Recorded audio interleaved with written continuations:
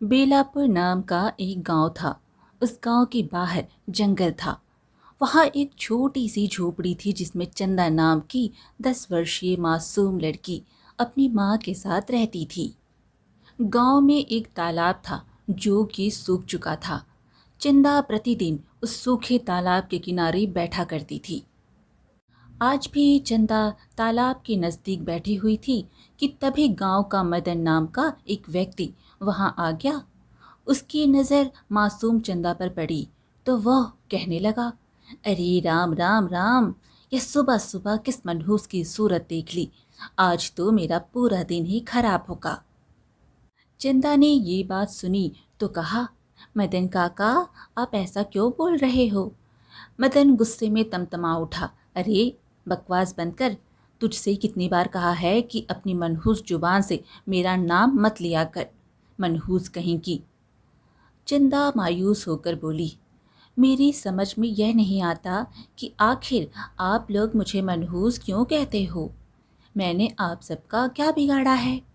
मदन ने कहा, अरे तुझे मनहूस ना कहूँ तो और क्या कहूँ, महारानी।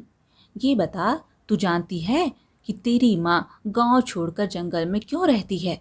हाँ, क्योंकि बरसों पहले तेरी माँ को गांव वालों ने बाहर निकाल दिया था।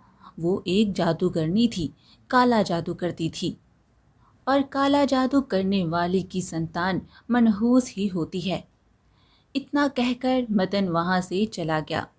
मासूम चंदा आंखों में आंसू लिए जंगल की ओर चली गई। उसकी झोपड़ी में उसकी माँ रोटियां बना रही थी। जब उसने चंदा को देखा तो बोली, अरे तू आ गई, मैं तेरा ही इंतज़ार कर रही थी। कहाँ चली गई थी। चंदा अपने माँ से लिपट कर रोने लगी। उसकी माँ मालती ने कहा, अरे मेरी बच्ची, क्या हुआ, आखिर तू कहाँ गई थी और रो क्यों रही है। चंदा ने रोते हुए कहा, माँ, हमेशा की तरह मैं गांव की सीमा के पास सूखे तालाब के किनारे गई थी और मदन काका ने मुझे मनहूस कहा और आपको भी बुरा भला बोला। मालती ने कहा, मेरी बच्ची, आखिर तुम सूखे तालाब के किनारे जाती ही क्यों हो, उसमें तो पानी भी नहीं है। चंदा बोली, माँ, ना जाने क्यों मुझे ऐसा लगता है जैसे उस सूखे तालाब से मेरा बरसों पुराना रिश्ता है, जैसे वहाँ पर कोई मेरा अपना है। चंदा की बात सुनकर मालती चौंक गई और गहरी सोच में डूब गई। फिर बोली, ऐसा तेरा वहम है, अब वहाँ मत जाना। मैंने तुझसे कितनी बार कहा है, जो शांति जंगल में मिलती है वो गांव में नहीं मिलती। गांव में इंसान रहते हैं जो बहुत स्वार्थी होते हैं। जा, तू बाहर जा, मैं तेरे लिए खाना बनाती हूँ। तेरी पसंद की सब्जी बनाई है। इतना सुनते ही चंदा सब कुछ भूल गई और हाथ मुंह धोकर बैठ गई। मालती ने उसे अपने हाथों से खाना खिलाया। थोड़ी देर में रात हो गई। चंदा गहरी नींद में सो गई। चंदा को सोता देख मालती रहस्यमय अंदाज में उसे निहारते हुए कहने लगी, अब तुझे कैसे बताऊं मेरी बच्ची, तू सच कहती है। तेरा वास्तव में उस सूखे तालाब से बहुत गहरा रिश्ता है। तुझे पता है, तुझे वहाँ रोज रोज तेरी नियति खींच कर ले जाती है और भविष्य में एक दिन ऐसा आएगा जब तुझे चुनाव करना होगा। बस मुझे इसी बात का डर है, क्योंकि मैं नहीं जानती कि तेरा चुनाव क्या होगा। इतना कहकर मालती की आंखों से आंसू बहने लगे। अगली सुबह चंदा उठी और सीधा फिर से उसी तालाब के किनारे पहुंच गई। तभी ना जाने कहां से एक सुंदर मोर वहां आ गया और चंदा को देखने लगा। चंदा मोर को देखकर कहने लगी, अरे इस सूखे तालाब के पास तो मेरे अलावा कोई नहीं आता, फिर यह मोर कहाँ से आ गया। यह तो बहुत ही सुंदर है।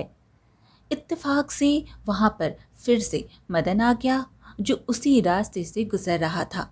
मदन ने चंदा को देखकर फिर से कहने लगा, अरे रे रे रे, तो फिर से यहाँ मिल गई। तू यहीं बैठी है और ऊपर से यह मुसीबत जंगल से उठा लाई। यह कहाँ से ले आई। चंदा बोली, काका, मैं स्वयं इस मोर को यहाँ देखकर बहुत ही हैरान हूँ। इतना कहकर चंदा ने मोर को अपनी गोद में ले लिया। तभी मदन ने एक लकड़ी उठाई और जोरदार प्रहार उस मोर पर कर दिया। मोर चीख उठा और उसके शरीर से खून बहने लगा। चंदा ने मदन से बोला, आपको शर्म नहीं आती किसी निर्दोष पक्षी पर इतनी बेदर्दी से वार करते हुए? मदन बोला, अरे शुक्र मना कि तेरे ऊपर मैंने वार नहीं किया, क्योंकि तेरी माँ एक जादूगरनी है। क्या पता गुस्से में वो मेरे ऊपर कौन सा जादू कर दे, इसलिए इस मोर को मारा है। समझ ले यह तेरे ही गुस्से की सज़ा है। इतना कहकर मदन वहाँ से चला गया। मोर बेहोश हो गया। चंदा मोर को अपनी झोपड़ी में ले आई। मालती ने जब देखा तो पूछने लगी, चंदा, यह मोर तो घायल है, तू इसे कहाँ से पकड़ के ले आई? चंदा सारी घटना अपनी माँ को बताने लगी। देखो माँ, इसके शरीर से खून बह रहा है। मालती बोली, तू चिंता मत कर, मैं जंगल की जड़ी बूटियाँ लाती हूँ। जब वो जड़ी बूटियाँ पीसकर इसके जख्म पर लगाई जाएंगी तो यह ठीक हो जाएगा और होश में भी आ जाएगा।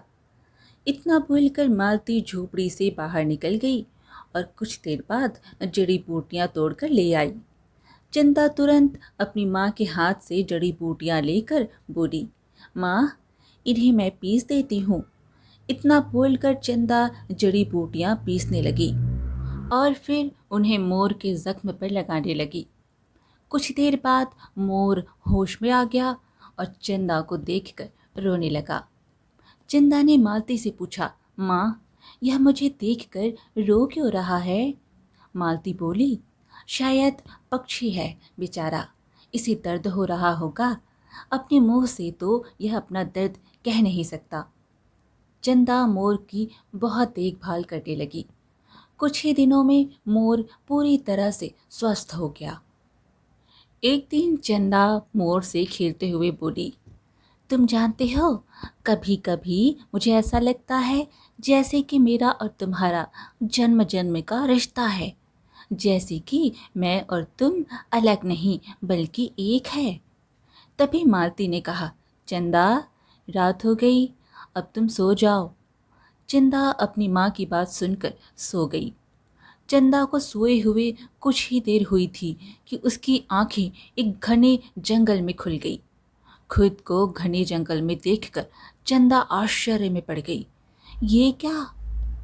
मैं तो सो रही थी, मैं इस जंगल में कैसे पहुंच गई? तभी चंदा को जंगल में एक झोपड़ी नजर आई। वो झोपड़ी के नजदीक चली गई। झोपड़ी के अंदर एक सुंदर स्त्री बैठी थी जो चंदा को गौर से देख रही थी।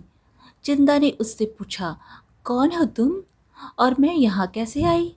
उस सुंदर स्त्री की आंखों में अचानक आंसू आ गए। फिर उस स्त्री ने कहा, मेरा नाम रेवती है। चंदा, मैं कोई और नहीं बल्कि तुम्हारी सगी माँ हूँ। मुझे ढूंढो चंदा, मुझे ढूंढो। तभी अचानक चंदा की आंख खुल गई। मालती उसे जगा रही थी। आखिर तुम्हें क्या हुआ था? तुम बड़बड़ा रही थी और तुम्हारे माथे पर पसीना भी बह रहा था, जबकि बाहर ठंडी हवा चल रही है। तुम्हारी तबीयत तो ठीक है ना? मालती ने चंदा का माथा छुआ। तबीयत तो तुम्हारी बिल्कुल सही है। चंदा एक ही सांस में अपनी माँ को अपने सपने के बारे में बताने लगी। माँ, ऐसा लग रहा था जैसे वो सपना नहीं बल्कि हकीकत हो। वो औरत जो अपना नाम रेवती बता रही थी, कह रही थी कि वो मेरी माँ है।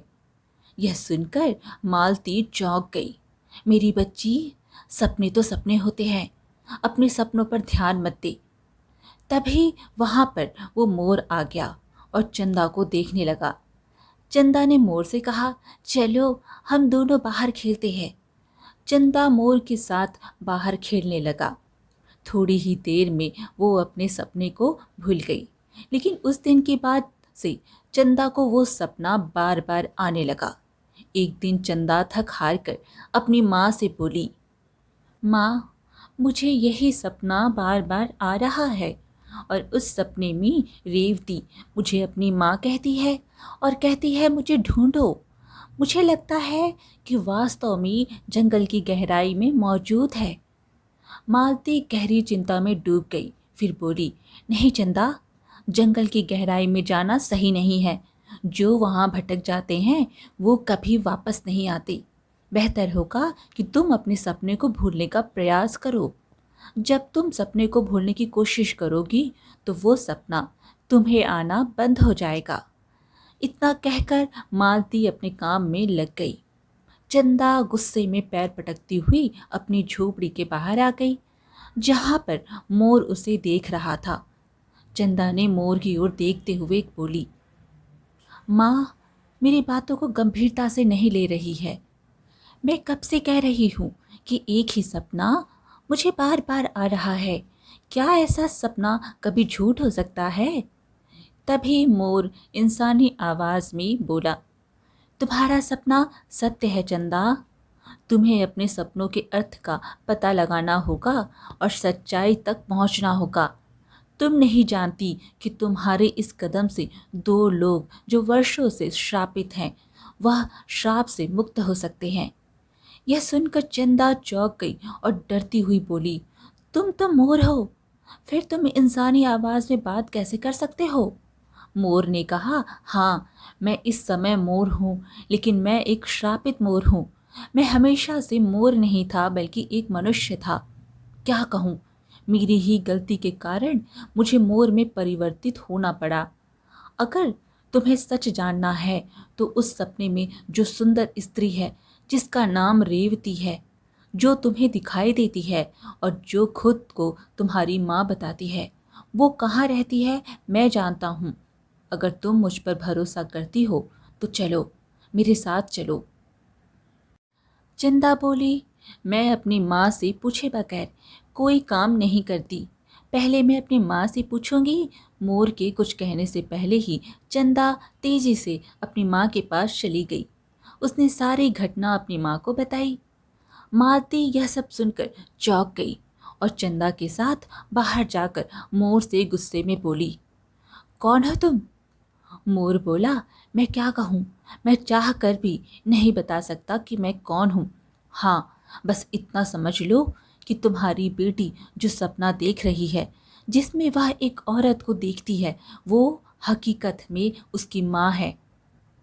और यह बात तुम अच्छी तरह से जानती हो, है ना? यह सुनकर मालती चौंक गई। मोर ने फिर कहा, तुम्हारी बेटी का चुनाव दो लोगों को श्राप से मुक्त कर सकता है। चंदा और मालती गहरी सोच में डूब गए। मालती ने कहा, ठीक है। फिर चंदा, मालती और मोर जंगल की गहराई में चले गए। जंगल की गहराई में उन्हें एक झोपड़ी नजर आई। वो तीनों झोपड़ी के अंदर चले गए। झोपड़ी के अंदर वही सुंदर स्त्री बैठी हुई थी। चंदा ने मालती से कहा, माँ, यही है वो जो मुझे हर रात सपने में दिखाई देती है, जो अपना नाम रेवती बताती है। तभी रेवती बोली, मेरी बेटी, देख, मैं तेरी सगी माँ हूँ।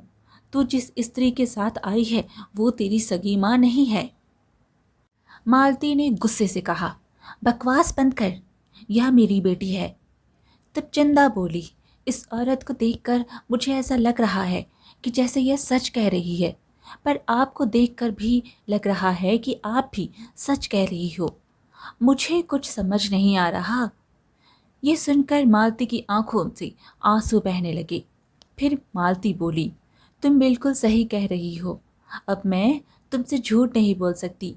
तुम्हारे सामने जो औरत खड़ी है वो सही कह रही है।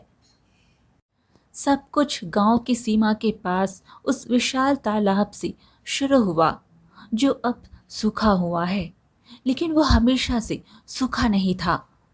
तभी मोर मालती की ओर देखकर बोला, अब समय आ गया है। मैं कोई और नहीं बल्कि चंदा का पिता हूँ, जो एक साधु के श्राप के कारण वर्षों से मोर के रूप में हूँ। यह कहानी तब शुरू हुई जब गांव की सीमा का तालाब सूखा हुआ नहीं था बल्कि पानी से भरा हुआ था। मेरा नाम जगदीश है। मैं एक मछुआरा था जो रोज की तरह वो अपना जाल लेकर तालाब के पास खड़ा हुआ था, तभी उसके कानों में पीछे से किसी सुंदर स्त्री की आवाज आई। तुम्हें रोज तालाब में मछलियां पकड़ते हुए देखती हूँ, तुम मुझे अच्छे लगते हो। जगदीश ने पीछे मुड़कर देखा तो एक सुंदर स्त्री उसके पीछे खड़ी थी। जगदीश ने पूछा, कौन हो तुम? उसने कहा, मेरा नाम रेवती है और मैं एक जलपरी हूँ। यह सुनकर जगदीश चौंक गया। हाँ, यह तो सच है कि तुम इस गांव की तो नहीं लगती, पर यह सच नहीं हो सकता कि तुम जलपरी हो। क्या मजाक कर रही हो? मैंने सुना है कि जलपरी का आधा शरीर मछली का और आधा शरीर मनुष्य जैसा होता है, और तुम्हारा तो पूरा शरीर स्त्री के जैसा है। कुछ भी कहती हो, रेवती ने कहा। तुमने सच सुना है, लेकिन यह तब होता जब हम जलपरियां तालाब के अंदर होती हैं। मैं इस समय तालाब के बाहर हूँ। अगर मैं सीधी अपनी जलपरी रूप में तुम्हारे पास आती तो हो सकता था कि तुम डर जाते। इतना कहकर रेवती जगदीश के करीब आ गई। जगदीश उसकी आंखों में झांक कर देखने लगा और पहले ही नजर में उससे प्रेम कर बैठा। जगदीश ने रेवती से कहा, तो अभी तुम कहाँ रहती हो? रेवती बोली, सच कहूँ, मैं तुमसे प्रेम करती हूँ और हमारी जलपरियों की समाज में मनुष्य से प्रेम करना अपराध माना जाता है। जब जलपरियों की रानी को पता लगा तो उन्होंने मुझे धमकी दी, अगर मैं किसी मनुष्य से प्रेम करूंगी तो मुझे अपने समुदाय में रहने का कोई अधिकार नहीं। मैं क्रोधित हो गई और मैंने साफ कह दिया कि मैं प्रेम में समझौता नहीं करूंगी। मैं तुम्हारी खातिर अपना जलपरियों का समाज छोड़ने को तैयार हूं और तालाब से बाहर आ गई। जगदीश ने कहा, तो फिर अब तुम कभी भी जलपरी नहीं बन पाओगी? रेवती बोली, अरे नहीं, ऐसी कोई बात नहीं है। जब जलपरी रानी का गुस्सा ठंडा हो जाएगा तब मैं फिर लौट सकती हूँ।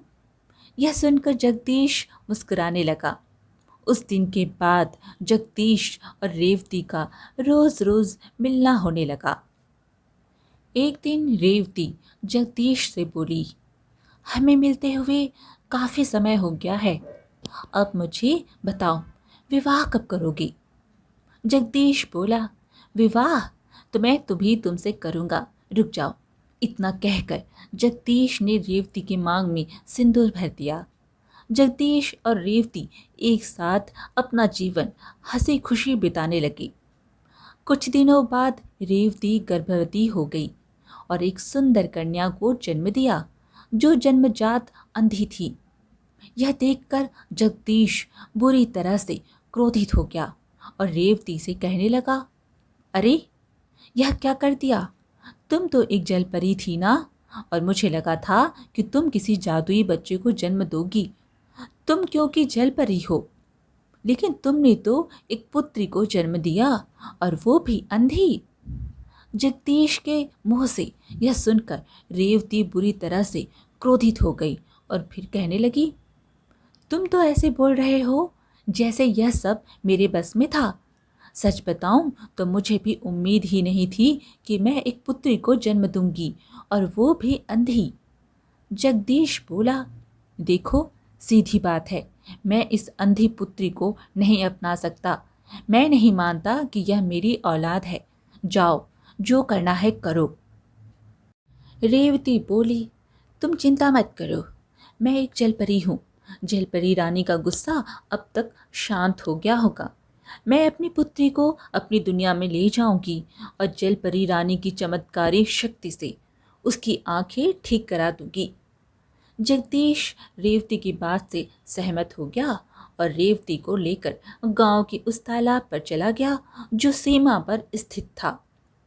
लेकिन वहां जाकर जगदीश का इरादा बदल गया। उसने रेवती से कहा, देखो, मुझे माफ करना रेवती, अगर इसकी आँख ही ठीक भी हो जाए तो भी मैं इसे अपना नहीं सकता, क्योंकि मैं एक पुत्र चाहता था, पुत्री नहीं। यह सुनकर रेवती गहरी सोच में डूब गई और गुस्से से बोली, जब तुम इसे अपनाओगे ही नहीं तो फिर मैं इसे अपनी दुनिया में ले जाकर क्या करूंगी? तो फिर बताओ, लड़की का क्या करना है? जगदीश ने कहा, अरे क्या करना है का क्या मतलब है? एक काम करते हैं, इसे इसी तालाब के किनारे छोड़ देते हैं। अगले दिन गांव का कोई ना कोई आदमी इसे उठा ले जाएगा, हमारी चिंता दूर हो जाएगी बस। इत्तेफाक से यह पूरी घटना दूर खड़े एक साधु देख रहे थे। वो दोनों के करीब आए और गुस्से में बोले, तुम दोनों इंसानियत के नाम पर कलंक हो, कलंक। साधु जलपरी को देखकर बोले, यह तेरी ही पुत्री है और तुझे इसका जरा सा भी मोह नहीं है। वाह वाह वाह, कैसी माँ है तू। बड़ी विचित्र बात है, तुझे मनुष्य से प्रेम हो गया लेकिन मनुष्य की संतान से प्रेम नहीं हो पाया। फिर वो जगदीश से बोले, और तुझे इस जलपरी की सुंदरता से तो प्रेम हो गया लेकिन इसकी पुत्री से प्रेम नहीं हुआ, और केवल इसलिए क्योंकि वो अंधी है, और केवल इसलिए क्योंकि वो पुत्री है। छी छी छी, कैसे नीच हो तुम दोनों। तुम दोनों ने घोर पाप किया है और तुम्हें इसकी सजा मिलेगी। इतना कहकर साधु जलपरी की ओर देखकर बोले, मैं जानता हूँ कि इस तालाब का द्वार जलपरियों के संसार में खुलता है, लेकिन अब तू अपने संसार में कभी वापस नहीं जा पाएगी। तू हमेशा जंगलों में भटकती रहेगी। साधु ने इतना कहा ही था कि तालाब का पानी सूख गया। यह देखकर रेवती चौंक गई और रोती हुई बोली, मुझे क्षमा कर दो साधु महाराज। साधु ने कहा, नहीं, तेरी क्षमा तभी संभव हो सकती है जब तेरे मन में तेरी पुत्री के लिए ममता उपजेगी, जैसे कि एक माँ के मन में होनी चाहिए। और तू तो मनुष्य होकर भी इतना घिनौना अपराध कर रहा था। तुझे मनुष्य रहने का कोई अधिकार नहीं। साधु की आंखों से रंग बिरंगी किरणें निकली और जगदीश एक मोर में परिवर्तित हो गया। साधु दोनों को देखते रहे। अगले ही पल रेवती और मोर बन चुका जगदीश वहां से गायब हो गए। ये सुनकर चंदा और मालती बुरी तरह से चौंक गई। मालती ने रेवती से कहा, अच्छा, तो फिर तुम ही इसकी वो माँ हो? रेवती बोली, हाँ। मोर ने कहा, और मैं ही जगदीश हूँ, तब से मोर बनकर भटक रहा हूँ, साधु महाराज के श्राप की वजह से। तभी वहाँ रंग बिरंगी किरणों से वही साधु प्रकट होते हैं। साधु ने कहा, अब मैं तुम्हें आगे की कहानी बताता हूँ कि तुम दोनों के गायब होने के बाद क्या हुआ। नवजात बच्ची फूट फूट कर रो रही थी। साधु ने उसकी ओर देखा और कहा, चिंता मत कर, नियति ने तेरे लिए भी कुछ सोचा होगा। तभी वहां मालती नाम की एक औरत आ गई जो उस नवजात बच्ची को देखकर चौंक गई। साधु ने मालती को देखकर बोली, तुम तो वही हो ना जो जादू करने के नाम से प्रसिद्ध हो? मालती ने कहा, हाँ, लेकिन यह नवजात बच्ची किसकी है? साधु बोले, अब समझ ले कि इस नवजात बच्ची के अंधे होने और केवल लड़की होने के कारण इसके माता पिता ने इसे त्याग दिया। मालती ने नवजात बच्ची को प्यार से देखा और उसे गोद में उठा लिया। फिर कहने लगी, मुझे नहीं पता क्यों, पर इसे देखकर मेरे मन की ममता जाग गई है। मैं एक जादूगरनी हूँ, चाहूँ तो इसकी आंखों की रोशनी वापस ला सकती हूँ, लेकिन फिर उसके बाद मैं कभी जादू नहीं कर पाऊंगी। इतना कहकर मालती ने अपनी आंखें बंद की और उसकी आंखों से रंग बिरंगी किरणें निकली जो नवजात बच्ची की आंखों में समा गई। कुछ ही देर में नवजात बच्ची को दिखाई देने लगा। साधु ने खुश होते हुए कहा, बहुत अच्छा, तुम्हारे बारे में सुना था कि तुम जादूगरनी हो, लेकिन जिस तरह से तुमने अपनी सारी शक्ति देकर इस बच्ची को दृष्टि दी है, अद्भुत, अद्भुत प्रशंसनीय है यह। सुनो मालती, यही बच्ची तुम्हारी असली संतान है। जो मनुष्य दूसरे मनुष्य के काम आए वही असली मनुष्य है। याद रखना, एक दिन ऐसा भी आएगा जब इस पुत्री को चुनाव करना होगा। इसके सामने एक ओर इसके असली माता पिता होंगे और दूसरी ओर तुम। वह एक परीक्षा होगी। तभी रेवती रोती हुई बोली, मेरी बेटी, अब मुझे अपनी भूल का एहसास हो रहा है। मैंने तेरे साथ कितना गलत किया। मोर ने भी कहा और मुझे भी। मुझे क्षमा कर दो मेरी बेटी, क्षमा कर दो। तभी रंग बिरंगी किरणों से मोर फिर से मानव रूप में आ गया। साधु उन दोनों से बोले, अब तुम दोनों श्राप से मुक्त हो चुके हो और तुम जब चाहो अपने जल परियों के संसार में वापस जा सकती हो। जो तालाब सूख गया था वो फिर से भर चुका है। तभी चंदा जगदीश और रेवती की ओर देखती है, फिर कहने लगती है, मैं तुम दोनों को जानती ही नहीं हूँ। मेरी आंखें जब खुली तब से मैंने जिसे देखा वो मेरी माँ है। यही मेरी असली माँ है। और चंदा ने मालती का चुनाव किया। साधु बोले, तो चुनाव हो चुका है। यह रेवती और जगदीश की ही बेटी है, पर अब तुम दोनों के पास नहीं, मालती के पास रहेगी। चंदा अपनी माँ मालती के साथ चली गई। जगदीश और रेवती वहीं खड़े आंसू बहाते रह गए और हमेशा अपने अतीत पर पछताते रहे। आज की कहानी यहीं पर समाप्त हुई। फिर मिलेंगे एक और कहानी के साथ। कहानी पसंद आए तो लाइक शेयर ज़रूर करें और चैनल को सब्सक्राइब करना बिल्कुल ना भूलें। धन्यवाद।